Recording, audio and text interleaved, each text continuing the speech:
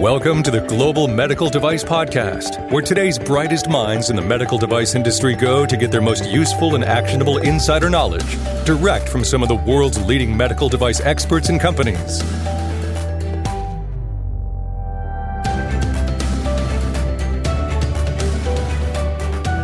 At Greenlight Guru, the biggest thing we care about is the biggest thing you care about: improving the quality of life with medical devices built with less risk. We know we're not physically there helping you to build devices, but our software is. So why wouldn't we build our software to be aligned with industry standards like ISO 13485 or 14971? We're the only medical device QMS solution provider to be named by G2 as a category leader for 13 quarters in a row. Because it's an odd number, I can't do the math and tell you how many years, but what does that mean? It means medical device companies who are out there making a difference believe we're making a difference, and they're telling people about it. If you're looking to make a difference by getting quality, life-saving devices to market on an average 3 times faster, contact Greenlight Guru today to start the conversation. Welcome back to the podcast. My name is Etienne Nichols. I'm the host of today's episode. In today's episode, I got to talk with Jesseca Lyons on the topic of user needs and design controls.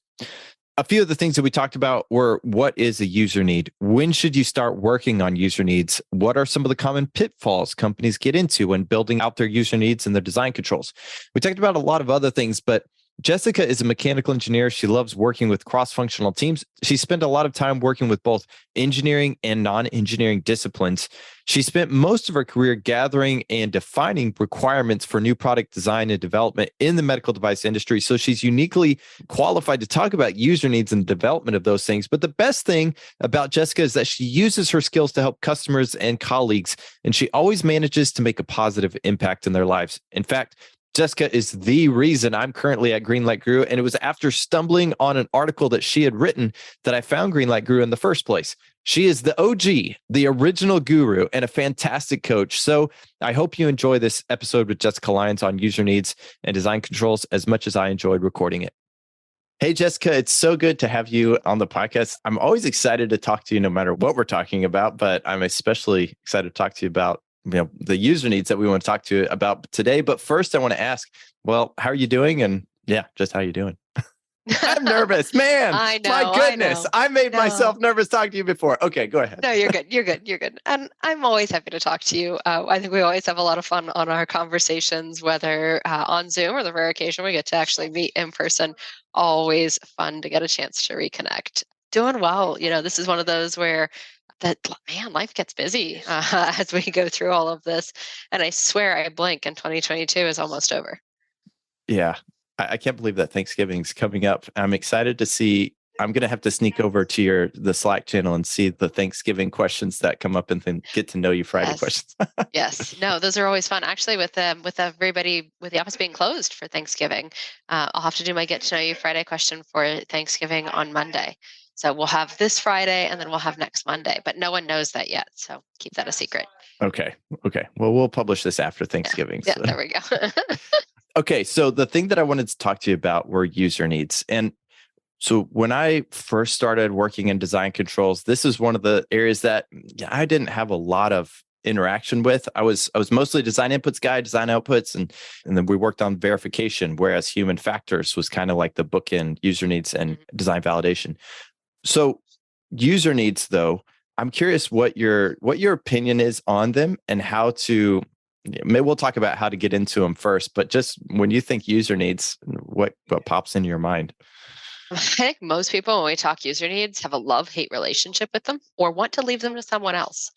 I guess one of the things that I really struggle with, having spent 6 years plus now at this point reviewing other people's, it's always easier to review other people's user needs and design inputs, is that most of the time our user needs aren't really doing a good job of telling us what the user is actually looking for, what problem we're trying to solve. Most of the time, they come in after the fact, and they are where we're going to go in and we're going to say, here's what the engineer wants to do. So they're very super technical, if you've seen some of these user needs. Or my favorite, they're made up because we feel obligated to have them. So if you have a user need where it's safe and effective. Yeah. It's one of the user needs that I hate the most. But one of the things that I found is that everybody just doesn't know what to do with them. So again, we're either talking engineering and we're super technical in our user need, or they're not really describing the problem that we're solving and they're just kind of super vague there because we feel this obligation. Well, why do you think that it is one of those love-hate relationships? I mean, like you said, they can be kind of difficult to ascertain, but what are some things we could do to make it easier to get to those user needs? Well, I think one of the things is that sometimes we don't know who owns them. I mean, like in your past life, like who owned user needs? You said human factors. Yeah. Did marketing help with it? Did you help with it? Did it Well, come it was a from fight. high above? It was a It fight. was a finding. Product development. Well, I don't, it was a fight between product development and human factors, Okay. honestly. Yeah. And But that's the thing. Is like no one knows who really owns it, right? Like, so if you're not responsible for it, and I'm not responsible for it, now when you fought, did you fight to take over, or did you fight to get out of? good question. It was a little bit of both, mostly. Well, it's always a looking forward into the future. Okay, if you do that, how are my design inputs going, or how will they be affected, and so forth. So, I think it was a little bit of future proofing. It's why we wanted to take ownership or not take ownership in certain cases. So that Yeah. said, what would be an ideal situation in your mind as far as who owns that? Uh, well, in an ideal world, it wouldn't be just one group. It would be more than one group. So marketing, they're talking to your customers, right? Sales, they talk to potential customers. Maybe customer success, maybe they talk to your customers. You get somebody who's a representative who deals with, all of the constant conversations and complaints about what your med device does or doesn't do. And you get all of these different people who are going to hear different sides of the story. Maybe you get a sales rep who has a fantastic relationship with an end user, and that end user is telling you everything about what they would love to see. But if engineering owns it, or if human factors owns it, you might miss out on some of that information. Now, obviously, we have our customer feedback process, right? Let's not discount that maybe that's done really well, but we don't always get that in certain teams and in certain companies, kind of shaping the future. Or the device has been never made before. So it's not like we have customer Yeah. feedback on, we'd love it if you improved this. Yeah, that's a really good point. And I guess when I think of user needs, it is, I don't know, I guess there are those two different paths. You may have a device that's already been built and you're making a version 2, but I guess my product development mind thinks, okay, well, we're doing this from scratch, which is the exciting way to do it. Yeah, having multiple people own it makes a lot of sense, and that cross-functional teamwork, you can't hardly get away from that, really. I don't know how you could, honestly. When it comes to user needs, unless your product development engineer is going out there and talking to everybody, is able to connect with all of your customers, and maybe they've been afforded that opportunity. Maybe you've given that product development, the engineer, whoever is responsible for those activities, maybe you've given the ability to sit in with your sales team and kind of listen, or you've got conversations where they can go listen to recordings, or they can go to a conference and talk to people. They're able to read the customer feedback if it's a next generation of a device, or they're able to go talk to some of those user groups with your human factors. Like, unless you have one person who can really go out there and get information from all these different sources, I think this is in part why people struggle with it. Another thing I would throw out there, because you mentioned, if a customer has these different features, they're talking to customer success, they have these different desires or things they'd like to see in the product. The person listening, they might immediately be thinking, okay, yeah, we'll try to put that feature in or put this feature in. And they're not really in the right mindset. Because when I think of user needs, the mindset you need to be thinking of is, and correct me if I'm wrong, I'd love to hear your opinion on this, but you need to be thinking of the problem, not the solution. Just what is the problem we're trying to solve? Now, that is probably the hardest thing that any of us face. I don't care whether it is figuring out user needs as we work on developing a new product, or this is going through and solving a kappa or a nonconformance. How many of us jump straight into a solution? Yeah. Like everybody, right? Like it's just that natural. Oh, I know how to fix this. We're engineers, right? We want to fix the problem. So we all jump in and we all try to find a solution. And sometimes it's hard to back up. And when I'm listening to somebody talk, oh, you've got a problem.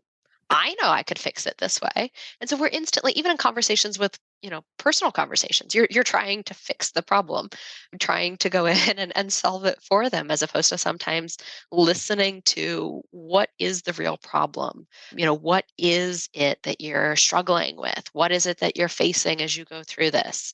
I think this is something where all of us, as we learn to be better listeners throughout our careers, we can really find that we view user needs differently. I mean, I certainly view them differently from when I first started versus where I am now. I think that that's part of that challenge, to your point of, am I viewing my user needs as I'm finding the solution? And what I really want to do is start to shape that solution. And I'm going to say I have these user needs because I know the answer. Or am I viewing them as an opportunity to solve the problem in a different way, and really sitting there and listening to what is it that people are struggling with? And I almost wonder, so if you're about to tackle user needs, you don't want to forget about the upstream thoughts of intended use, indications for use, because that drives a lot of that. The reason that popped into my mind was when I was thinking, okay, you want to be kind of divergent thinking. You want to be thinking of all the different problems that this person is coming at me with, so I can really work through those.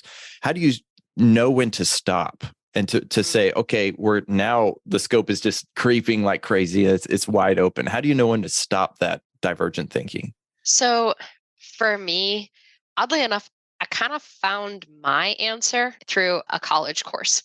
So I had a course in college, and part of it was understanding design controls. And one of the things that we had to understand were user needs, right? And one of the things that they asked us to do was come up with user needs, come up with these requirements for a theme park, but by asking kids. So we actually went to a local elementary school. We got to talk to the kids if we could come up with, theme park was one option. They were looking at a museum exhibit. Like, if you could come in and you could come up with an idea for this museum exhibit for a children's museum. What do you want? What do you want to see? And so we actually got to talk to elementary school kids about what would make a good children's exhibit in their mind. So, as we're coming in and we're listening to all of their user needs from the point of view of a child who would engage with it. So here's our user. If you have ever asked, and you may have asked, what it is that a kid would want, at this point they were elementary school, 4th or 5th graders, what they would want from anything, they come up with more answers than you could possibly imagine on the spot. We had playgrounds and things to play with, topics. We wanted to learn about the following topic. They had everything. Wow. And it was overwhelming. It was like incredibly overwhelming. And we just sat here just as all of this stuff like kind of just came in from topics and the way to implement it and ideas on what they'd want to see, or things that they hated when they would go into museums and they didn't want to remotely have in this next one. It was intense. And I realized very quickly that as we were going through this, that we could continue to ask questions and learn more for like years at this point. Like, we could ask this same question and they would talk on this for years. Or we could listen. And when we started hearing the same theme more than once, we could decide to tackle that one theme. And as we spent hours listening to these 4th and 5th graders talk, everybody kept dancing around like 2 themes.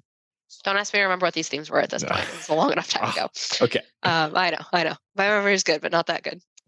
And all I remember is that we really just like started to have 2 themes that came out in terms of what these users, what they wanted, what they needed. And I realized at that point that it was time to stop. Because if we had these 2 distinct themes coming out with lots of people, we were talking at least 30 to 60 people, multiple classes, that we had done a good enough job to get a first pass of something that would be valuable for multiple users. And at that point, we could always have a next generation. We could always iterate it. But those 2 themes would give us enough to start with. And so that's what I took with me. It stuck with me to this day, that I listen for themes. And I don't listen for, I'm going to solve this problem in this way. I listen for, what kind of a theme do you have? And am I seeing that same theme repeated?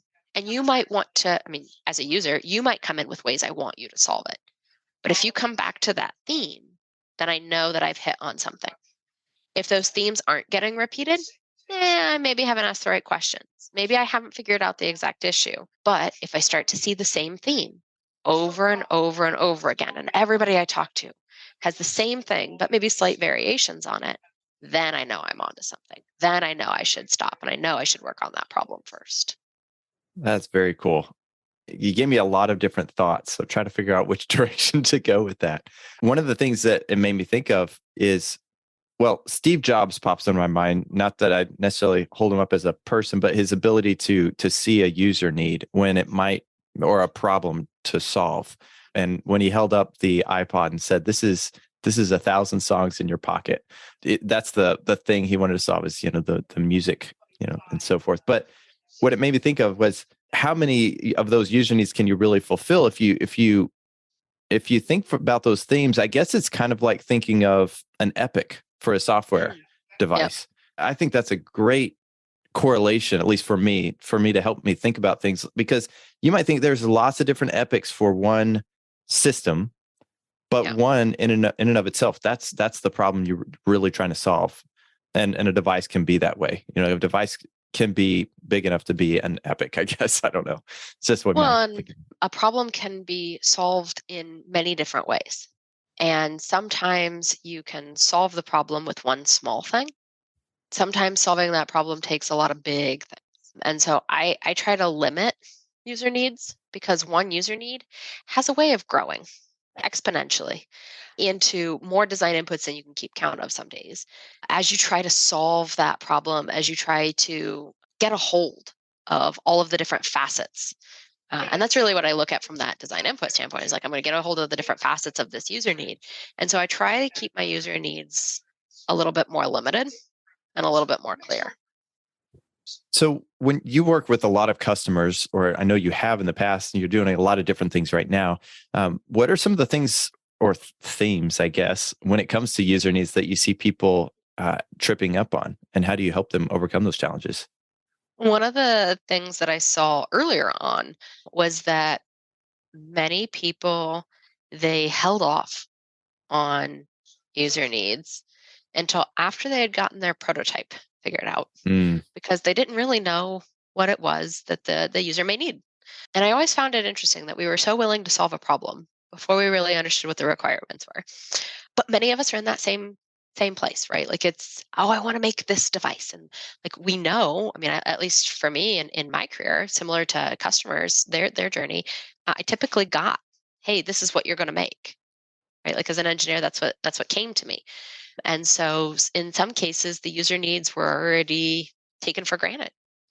We didn't always stop and go back and ask them. And so then when we're coming and we're retroactively putting in some of these, design inputs based off of what we ended up selecting as our prototype, or, our user needs even further after the fact of having our prototype, it was hard to go back and put them in place. And so then we really struggled with what our user needs are, because we already had a device, because we didn't know what we should put there. So that's what I saw early on.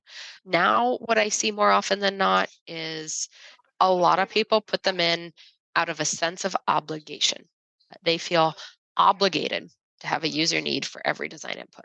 And that's not the case. And it blows most people's minds when I say the regulations don't say that thou shalt have a user need for every single design input. Your design input can stand alone. And that makes most people uncomfortable. And I found a lot of people started creating user needs solely because they had a design input and they didn't know what to do with it. Mm-hmm. Yeah. And what's an example of a standalone design input? Ooh, okay. So I love my design inputs. And so when it comes to a design input, if I have something, a lot of the times my regulatory standards, they can be a standalone design input. So in terms of some of this, there's a lot of things from the regulatory standards that I'm not going to put a user need in place. Now, there are some where I might.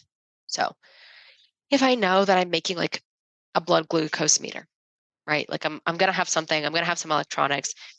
I know that I'm going to have, maybe if it's portable and it's in my pocket, and I know that in order to do the reading, I have to have a display. I know I'm going to have a battery.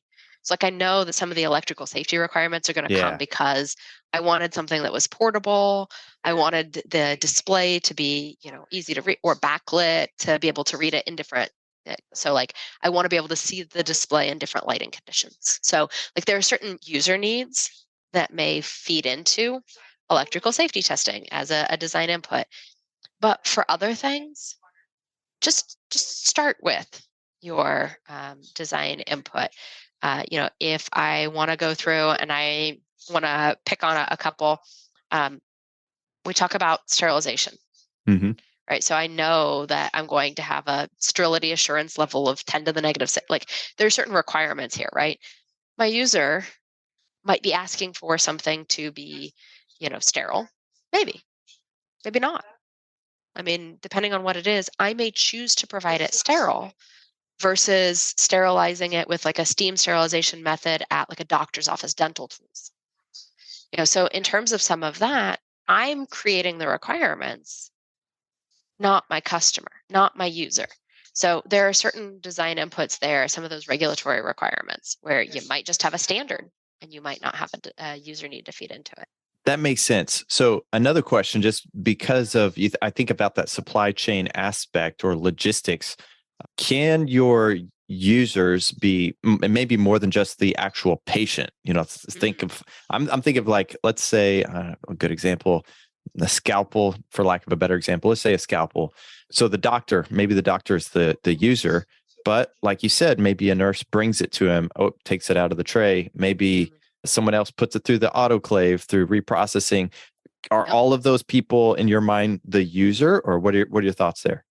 Yeah, and sometimes that feels really broad, right? Like anyone who comes in contact with your medical device could be a user. And you want to think about it from different points of view because how you design your packaging matters. Like packaging matters. And packaging matters not just because you don't want your product to get destroyed by the time that it shows up where it's going to get used, but if the nurse can't actually get that scalpel out for surgery, that's a problem.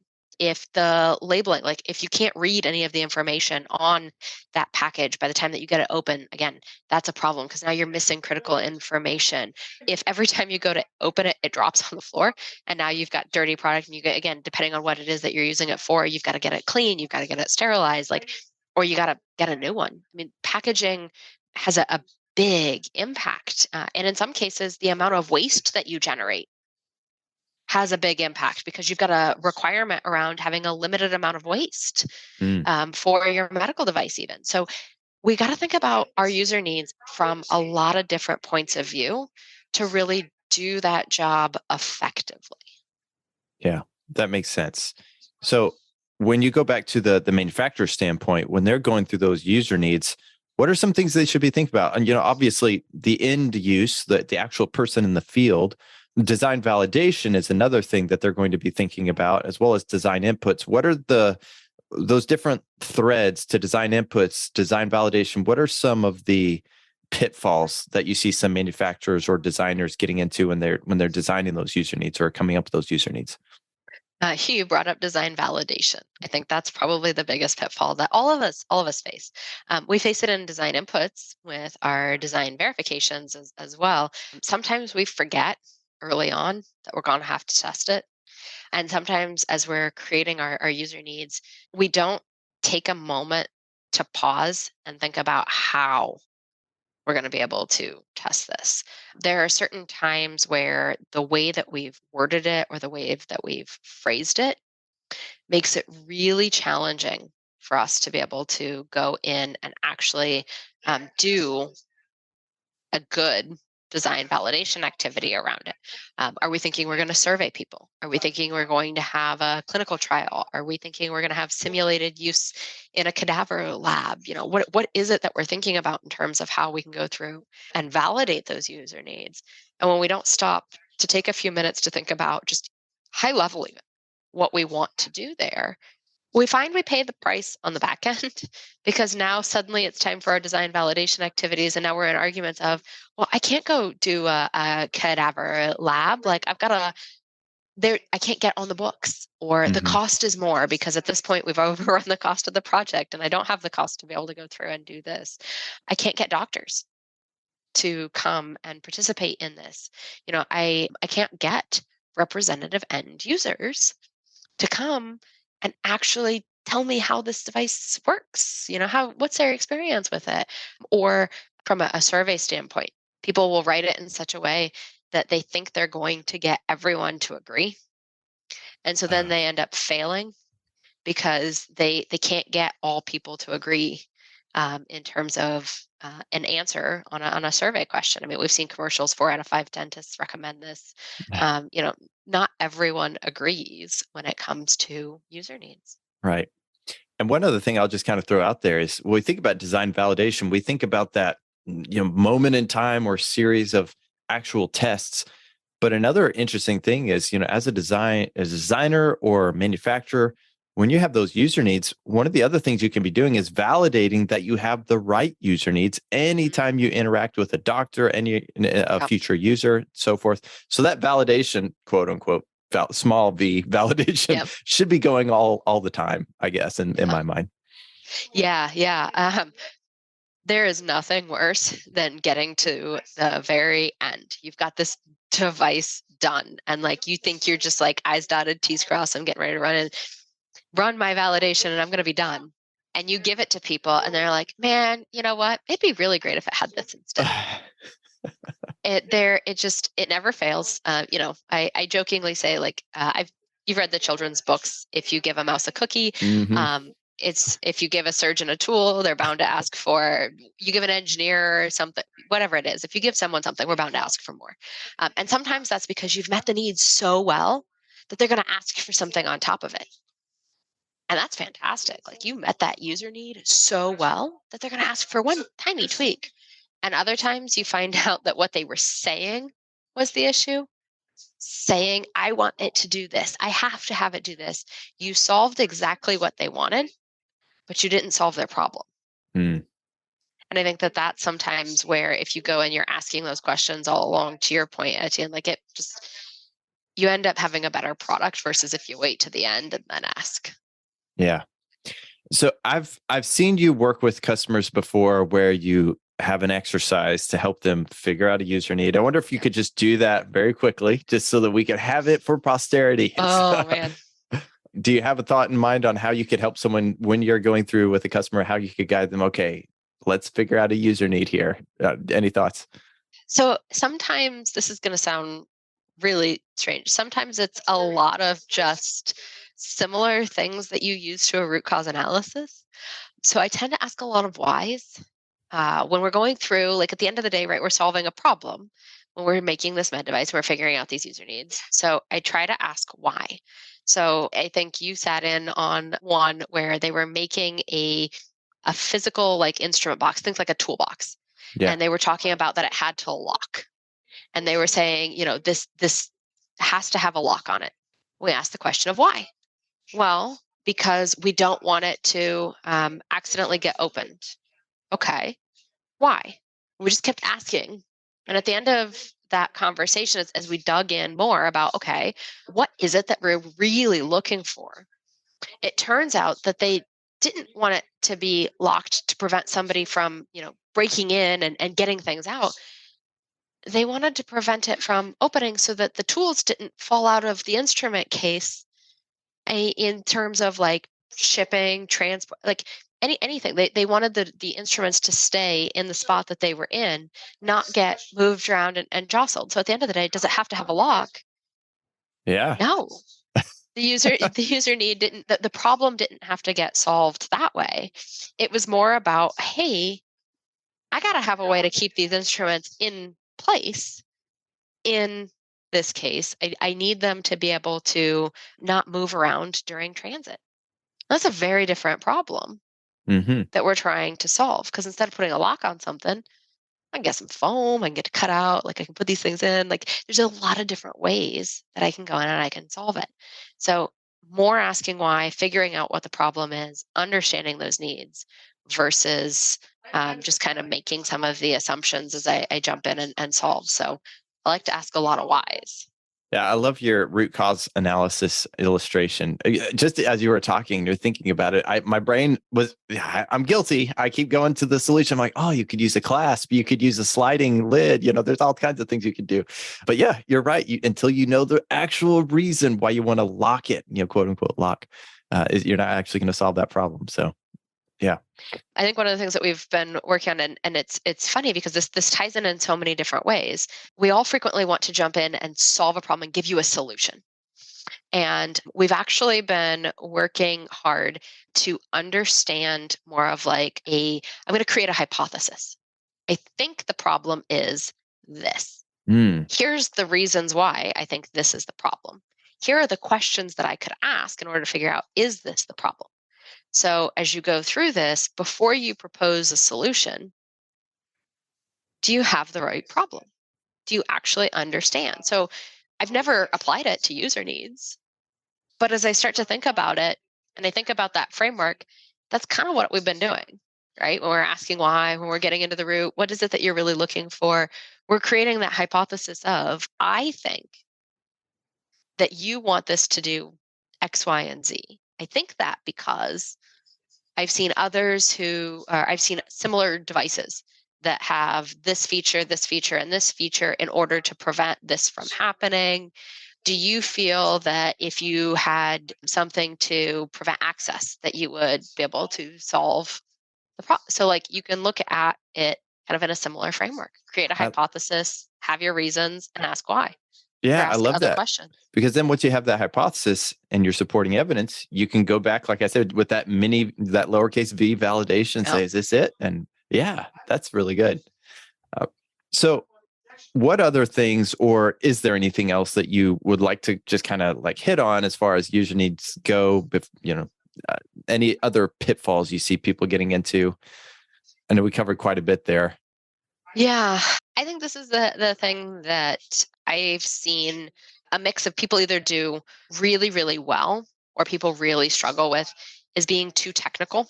We tend to engineer our user needs. It's like if you read the user need, there's a lot of like engineering speak.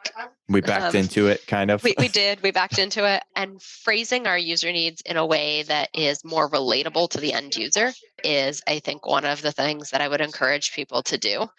Because then, one, to your point, it's easier to little v validate them when you're talking to somebody.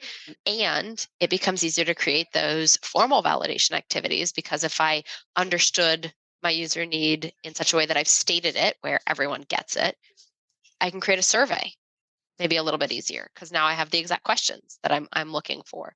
Or I could craft the way that I'm going to do maybe a cadaver lab because I know what I'm looking for.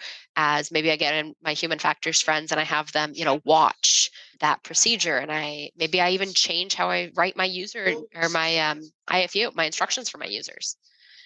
Based off of what it is that I'm trying to solve to make sure that I'm guiding them in a certain way. So I think if we stop engineering our user needs and focus our engineering and our design inputs, and we allow our user needs to be more relatable to the end user, maybe we'll start to turn the tide there.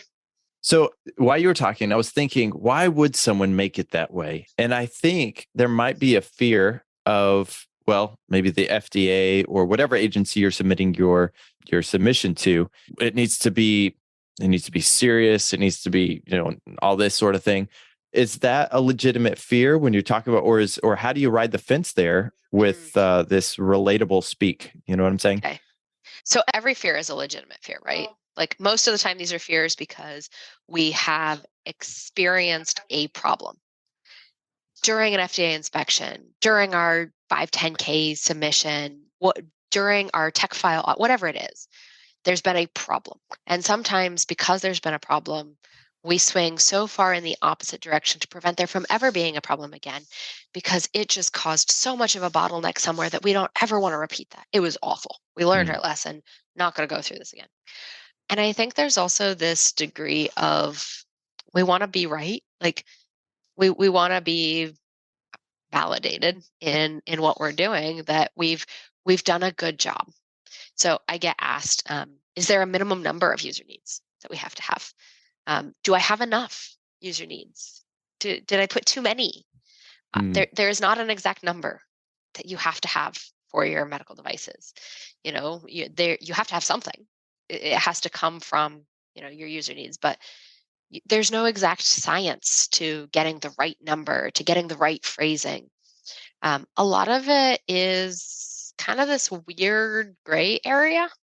You want to be descriptive enough that you're able to understand the problem, not so technical that it's a design input versus a user need. You don't want to solve it right up the front. And you're afraid of not being taken seriously if you don't phrase it in such a way that others are going to understand and relate to it. Whether that's giving it to the FDA and being afraid that they're going to judge you for how you wrote your user needs, giving it to somebody from a human factors standpoint to work on a usability study and them not understanding the words you used. Now, if we're throwing in thingamajiggies and what's it and who's it's and, doohickeys into the phrasing of our user needs, okay, we probably have some problems here. But if we're talking about, it portability, pocket sized, fit into a wallet, there's a million and one ways that we can phrase something that resonates with our end user that isn't so technical as to say it needs to, have certain modules of elasticity in terms of how it's going to stretch and fold and fit. Yeah, that makes sense. And one of the things that, just because we didn't touch too much on design inputs, I wanted to use that example of the kit, like you were talking about. I don't know what the specific user need might be with that kit, but maybe the components within the kit. I'm going to a little bit of engineer speak, but the components of the kit must remain contained within the unit or something like that. Whatever that winds up being. Making your user needs all.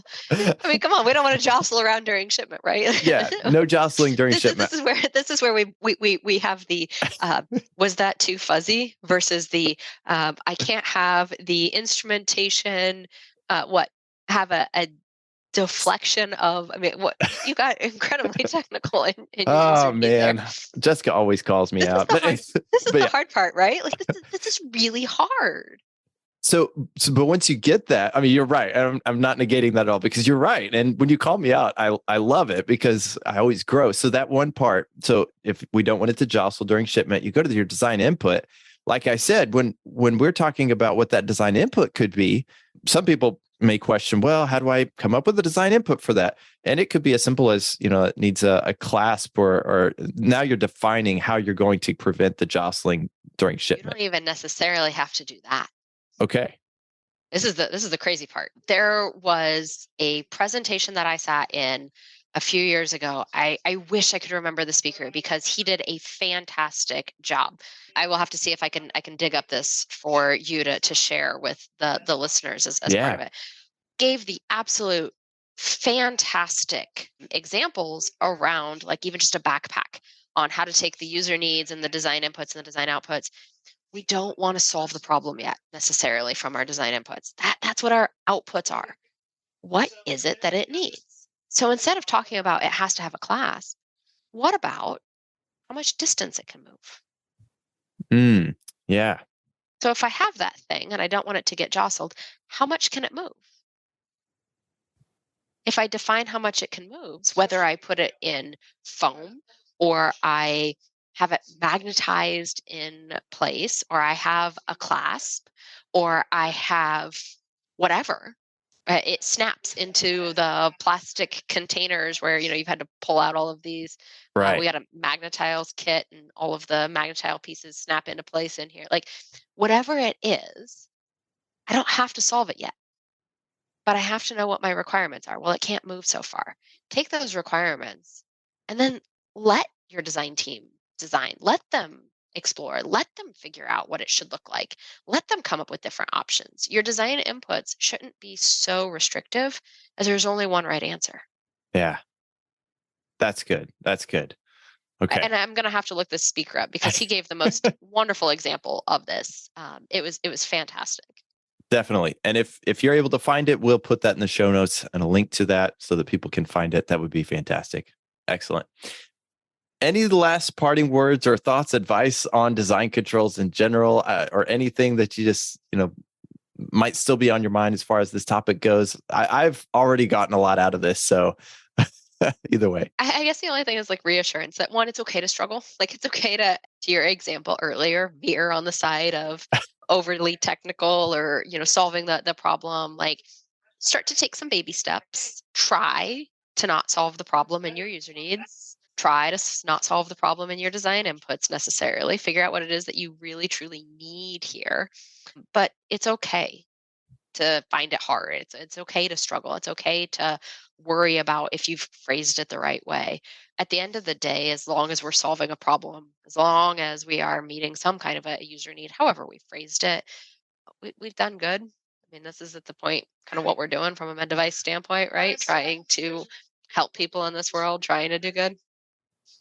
And hopefully, if we have a cross-functional team, they'll help us with that human-centered communication as well. Yeah, So, yeah. excellent. At the very least, we can catch it on a design review. That's right. That's right. Awesome. Well, thank you so much, Jessica. I'll let you get back to the rest of your day. It's been great having you. Always a pleasure to catch up. All right. We'll see you later.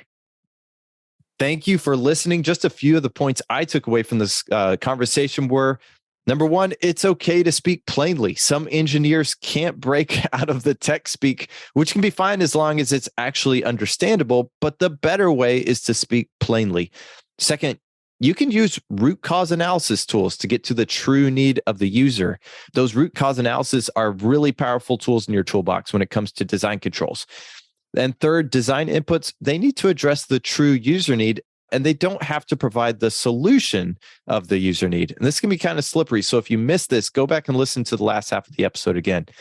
If you enjoyed this episode, reach out to Jessica on LinkedIn and let her know. That's how I got a hold of her. That's how I got a hold of Greenlight Guru. Also, I'd personally love to hear from you via email, etienne.nichols@greenlight.guru, or look me up on LinkedIn. You can learn all about what we do if you head over to www.greenlight.guru. We're the only medtech lifecycle excellence platform. And on top of that, we built both community and an academy where you can go to join the conversation or learn more about the things we discuss on the podcast. You can find those at community.greenlight.guru or academy.greenlight.guru. And then finally, if you enjoyed the show, consider leaving us a review on iTunes. It helps others find us, and it also lets us know how we're doing. Thank you so much for listening. We will see you next. The best medical device companies don't just follow the rules, they lead with quality. At Greenlight Guru, we try to do the same. Our medical device success platform is based on the latest FDA and ISO standards, as well as the best practices of medical device manufacturers who lead the industry with products of the highest quality. If you're ready to bring safer, better medical devices to market faster, contact greenlight.guru today.